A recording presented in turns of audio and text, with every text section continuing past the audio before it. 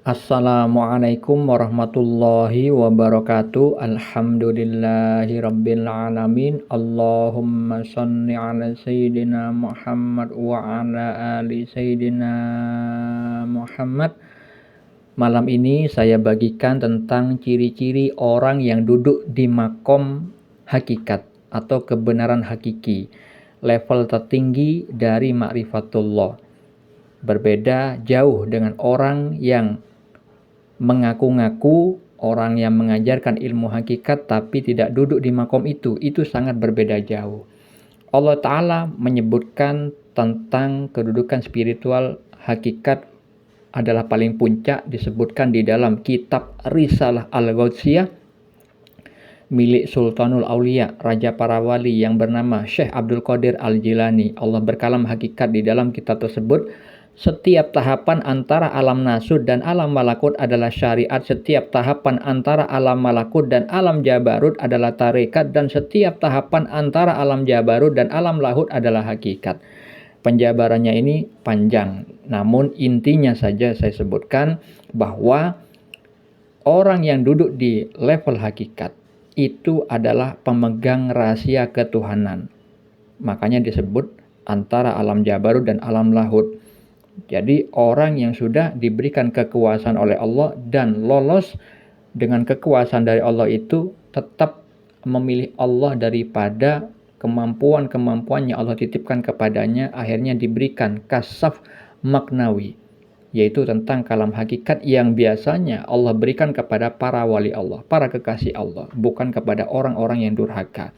Ciri-ciri orang yang duduk di level hakikat itu adalah seperti yang Allah firmankan di dalam surat Al-Anfal ayat 2. Allah Ta'ala berfirman, sesungguhnya orang-orang yang beriman ialah mereka yang bila disebut nama Allah, gemetarlah hati mereka.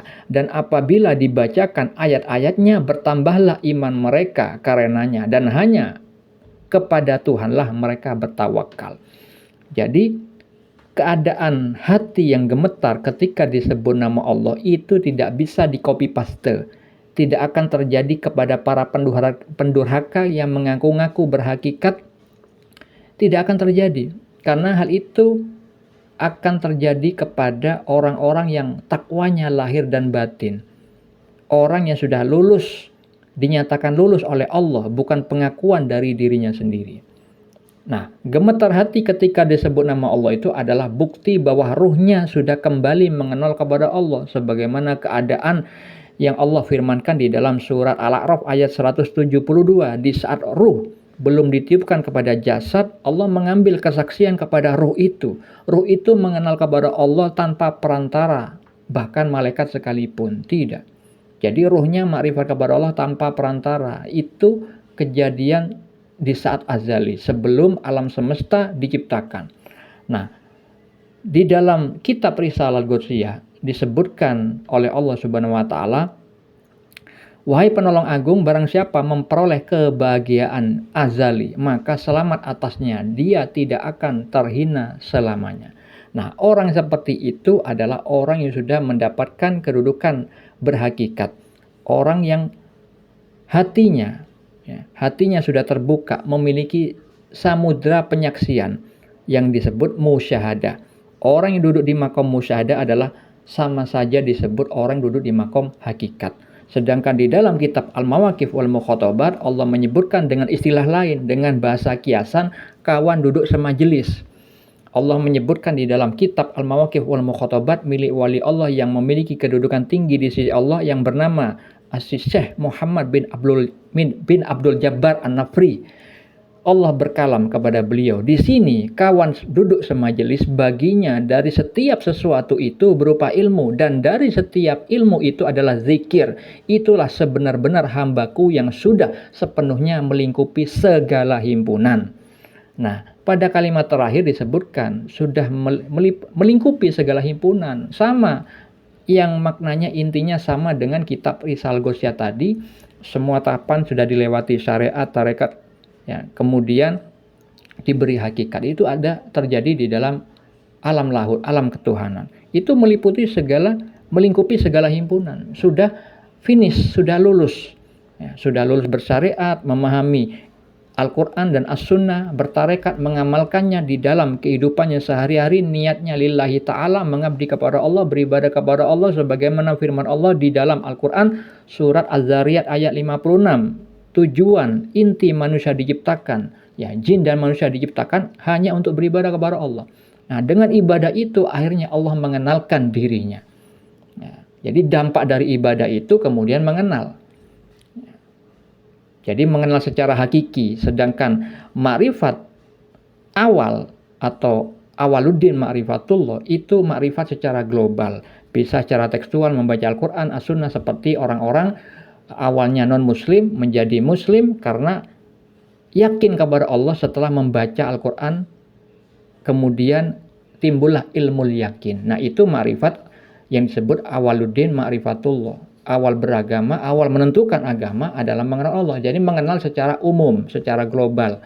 Namun secara spesifik, yaitu disebut arif billah yang sejati, disebutkan di dalam kitab Al-Hikam, itu disebut orang yang sudah tidak lagi mendapat isyarat dan yang diisyaratkan. Artinya orang yang sudah pernah merasakan tajalli Allah. Allah menampakkan perbuatannya kepada orang tersebut, itulah orang yang duduk di makom hakikat, yaitu para kekasih Allah, para wali Allah. Hal itu disebutkan di dalam hadis Bukhari nomor 6502. Ya.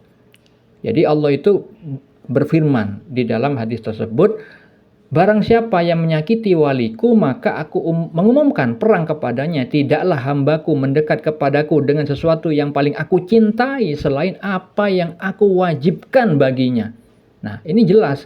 Jadi wali itu, orang yang ma'rifatullah di level hakikat itu diperoleh dengan rahmat Allah dengan melakukan amalan yang wajib.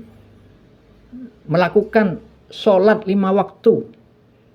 Sedangkan orang yang sesat mengatakan ma'rifat tidak perlu sholat. Nah, itu ma'rifat setan, jangan diikuti.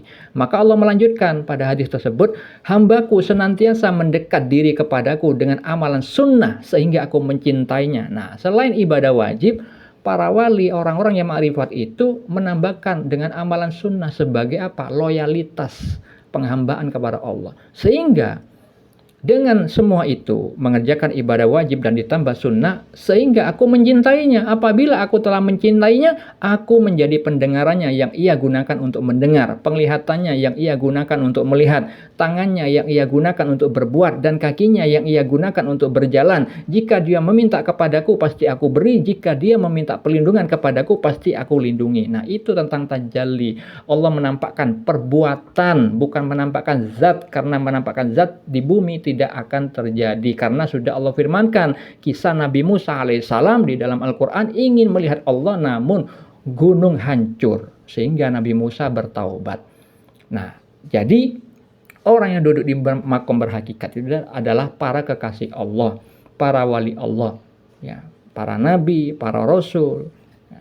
Jadi bukan mengetahui ilmu hakikat dari membaca buku, tapi ilmu laduni, pemahamannya dari Allah. Hal itu terkait dengan firman Allah di dalam surat Al-Kahfi ayat 65. Allah Ta'ala berfirman, dan yang telah kami ajarkan kepadanya ilmu dari sisi kami. Terkait juga dengan surat Yusuf ayat 86. Allah Ta'ala berfirman, dan aku mengetahui dari Allah apa yang kamu tiada mengetahuinya. Jadi pengetahuannya dari Allah, ilmu laduni, bukan dari belajar membaca buku. Orang yang duduk di makom ma'rifatullah level hakikat itu adalah orang yang memiliki samudra penyaksian atau disebut musyahadah. Ilmunya luas dari Allah Subhanahu wa taala dan bisa mengamalkan firman Allah di dalam surat Al-Baqarah ayat 115. Allah Ta'ala berfirman, dan kepunyaan Allah lah timur dan barat, maka kemanapun kamu menghadap, disitulah wajah Allah. Wajah yang disebutkan dalam ayat itu adalah bahasa kiasan tentang tanda-tanda kebesaran, tanda-tanda kekuasaan Allah, yang mana pada dua hal itu, perbuatan Allah itu mengandung asma-asma Allah, sifat-sifat Allah, af'al Allah.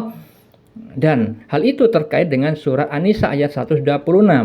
Pengetahuan Allah maha meliputi segala sesuatu. Jadi orang yang duduk di makom level hakikat, memandang apapun ciptaan Allah, selalu melihat asma-asma Allah, sifat-sifat Allah, af'al Allah. Akhirnya timbullah zikrullah pada akhirnya. Ingat kepada Allah. Seperti itulah orang duduk di level hakikat atau kebenaran hakiki. Semoga bermanfaat. Assalamualaikum warahmatullahi wabarakatuh.